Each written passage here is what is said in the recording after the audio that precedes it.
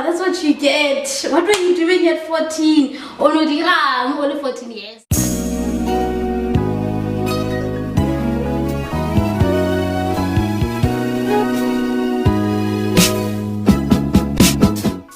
Hey guys, my name is Sadie Brown and welcome back to my channel.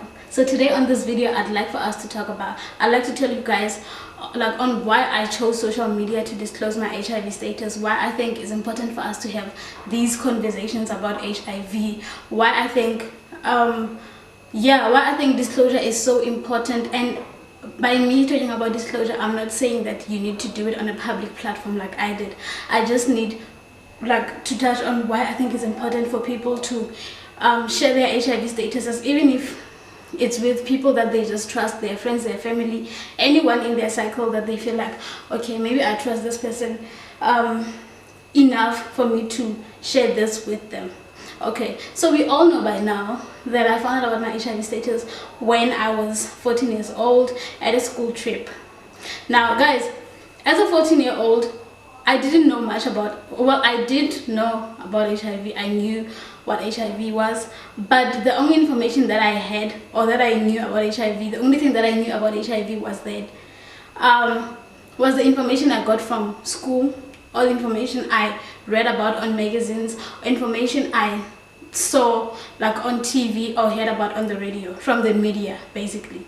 So I did not know of anyone who was living with HIV, and I get that an HIV status is a very personal thing, which is something that I completely respect and understand. But growing up, the main reason why I thought that I was in a way bigger than HIV was because I did not imagine that it was something that could affect me or us, as Batibagwit was saying. You know what I'm saying?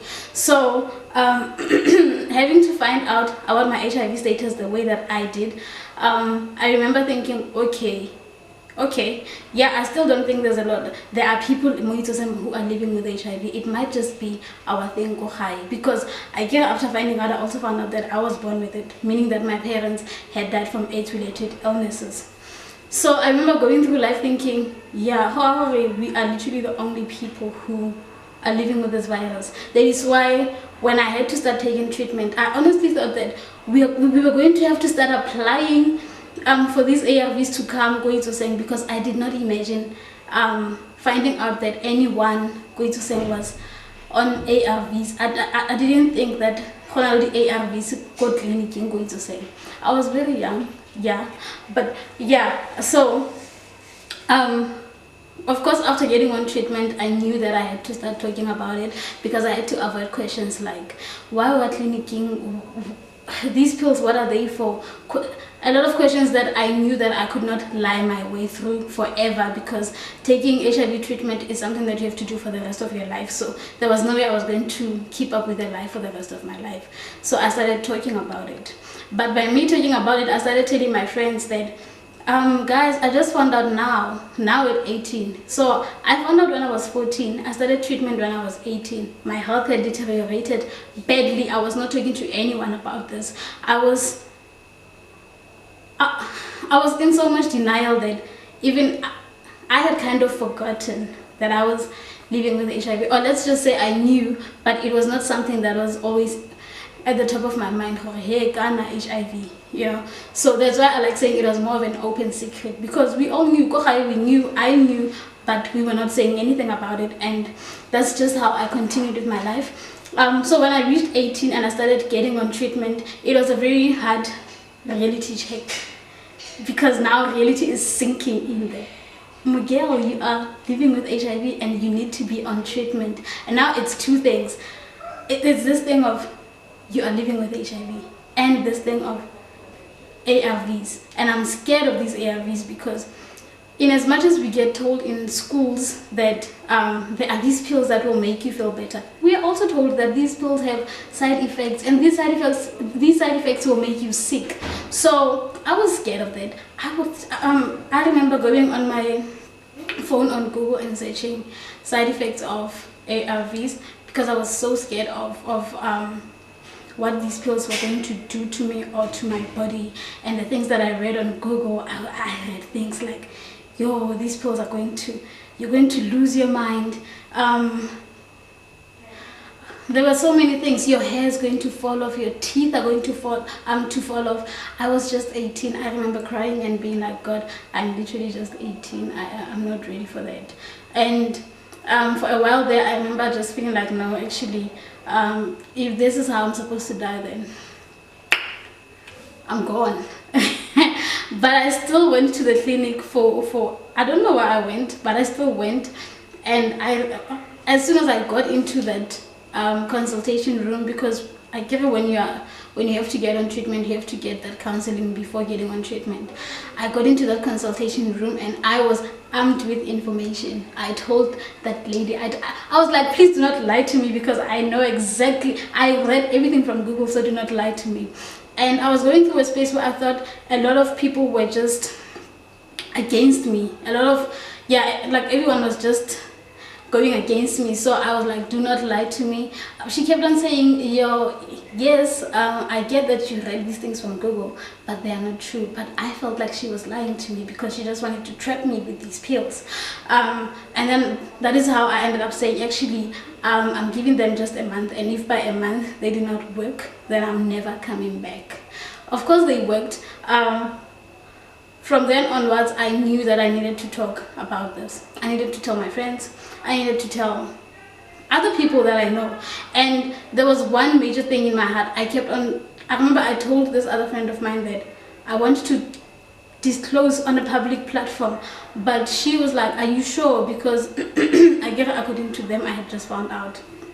So I was like, it's still so early, are you sure this is what you want to do? And I was like, yeah, I really want to do it. But something was just holding me back until one day I wrote that open letter and I decided to post it on Facebook. And me being the impulsive person that I am, and also I just have this, I just don't care what people think attitude about me.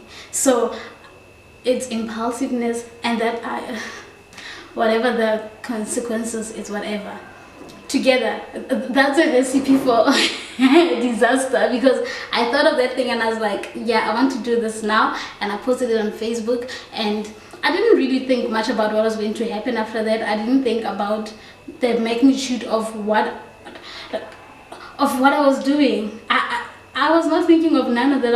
I just knew that I wanted to disclose, and I wanted to tell people that I am living with HIV, because I felt like we needed to stop hiding this thing. Also because when I got to the clinic, and as I mentioned earlier on, I thought we were going to apply for these pills, but seeing how accessible they were, literally that nurse opened the cabinet and the pills were there. That is how it dawned on me that actually there are people who are living with HIV, but we are not saying anything about it. We are not...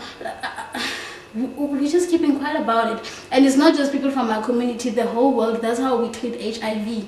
We don't talk about it. We don't...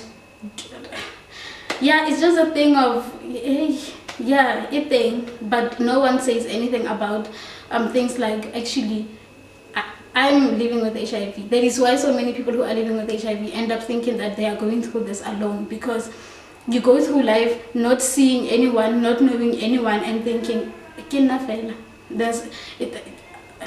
I'm the only one who knows these problems.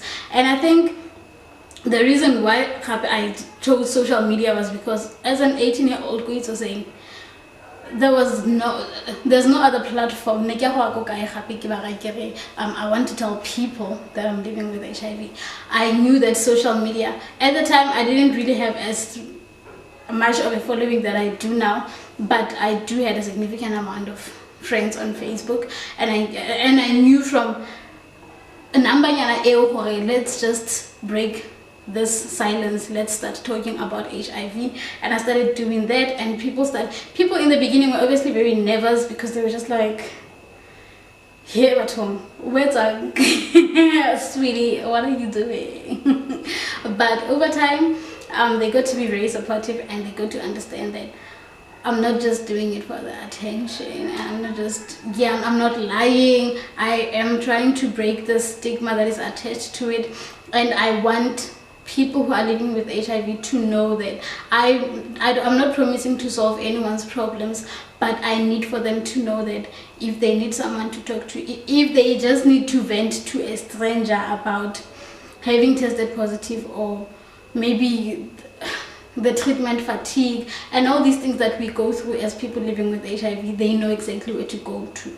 And is it 10 years later? No, it's 10 years since I've tested. It's 6 years since I've started disclosing. 6 years later, I am, I think that's exactly what I've done for myself.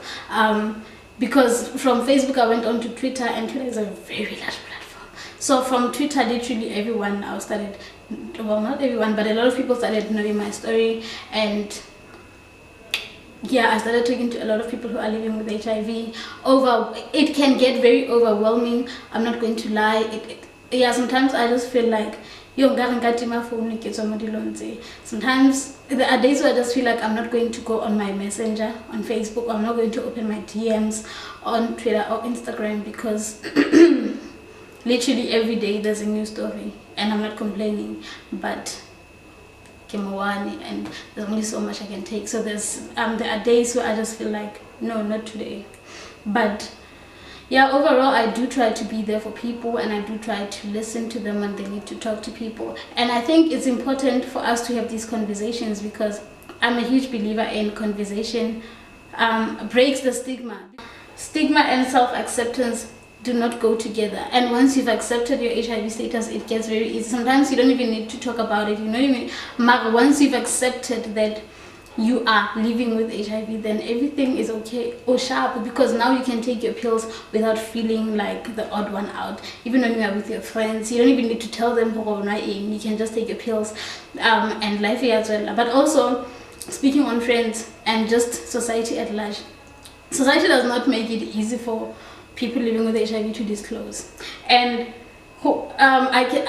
I see the comments whenever I post a picture or like a post on living with HIV. I see so many people say things like, I had a friend, I had a mom, I had a cousin who was living with HIV.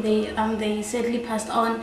I wish they could have seen you. I wish they were as open as you are. And I read these comments and I'm thinking, it's because society does not make it easy for a person living with HIV to just say, I'm living with HIV. Society doesn't make it easy for a person living with HIV to just say, 8:30, let me just take my pills. Society doesn't make it easy for...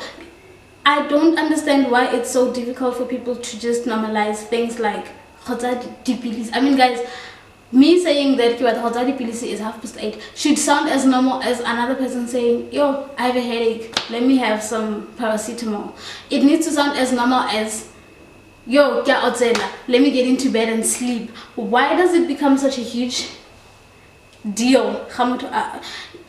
And the thing is, people never go on. The thing is, even when you just say, let me just take my pills, people are like, can you please time? Alright, ignore. And if you try to hide it, it sparks curiosity. That's why I also get these DMs from people who keep on these DMs from people who keep on asking me, I found dipilisi on my cousin's bag, or on my sister's bag, or on my brother's bag, on my boyfriend's bag, and are these ARVs? Stop doing that. Because if a person wanted to disclose to you, they would have. The mere fact that they haven't disclosed to you, a status is a personal choice. An HIV status is a personal thing, and who a person discloses to is their own personal choice. And it's quite unfair for you guys to have the audacity to look for me on social media and send me pictures that are they ARVs or not? You are not making life any easier for people living with HIV, and then you want to ask, why are people not open about their HIV statuses? That's unfair. That's bullshit behavior. But it is important for there to be conversations about HIV in families, in friends, in relationships, in the community at large. Because I believe that once we have these conversations about HIV, it destigmatizes everything. Conversations are knowledge. Well, not every conversation equates knowledge, but in most cases when we have a conversation, something is wrong, you can actually say, no, actually you are wrong, this is how things are done. At the end of the day, we all now have information and we know how to deal with these things. Acceptance destigmatizes HIV. HIV is one of the most stigmatized conditions, and I don't know, I think it's just because it is an STI. I don't know, but my theory is that maybe it's because it's a sexually transmitted illness. But I keep on saying, but who does not have sex? Who does not have sex? Because how, even with me, I don't like saying I was born with HIV, because I feel like people usually ask how you got HIV, you know. So I don't really like saying I was born with HIV. I literally just say I'm living with HIV, because I don't care what anyone has to say.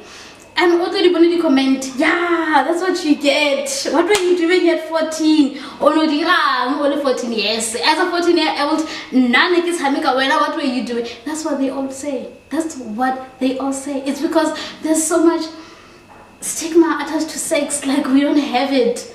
But why we are gonna towards sex?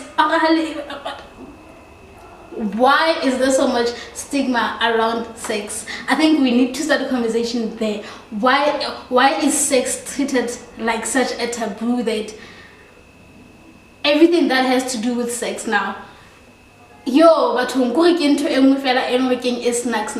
We need to start talking about these things, because we do have sex, and pretending like we don't because we have 24-year-olds on camera on YouTube talking about HIV, when we could have all just lived maphelo a rona with no judgments, with no stigma, with no discrimination, and everyone would be living sentle fela. We have people living with HIV who think HIV is a death sentence. We have people living with HIV who feel like they are shamed for it. We have people whose parents passed on from AIDS-related illnesses, and they have that stigma because now they are called AIDS orphans. We have people who dated someone who was living with HIV, and now already says everyone are choosing this person is living with HIV. I think I went completely off the topic of what I wanted to talk about.